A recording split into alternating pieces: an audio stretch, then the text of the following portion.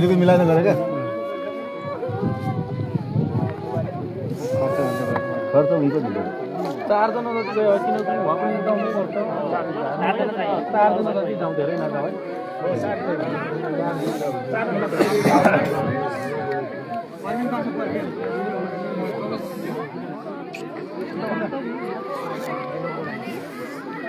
है किन त्यो नगर्ने शैली खालको गाउँ जाति मान्छेहरूमा गाउँथ्यो कुनै कृपया रह्यो बिचरा रातभरि कुरा रह्यो त्यो कुरा घरमा त्यो अलिक पर्छ लिएर जानुपर्छ क्या माथि ढिला हुन्छ मान्छे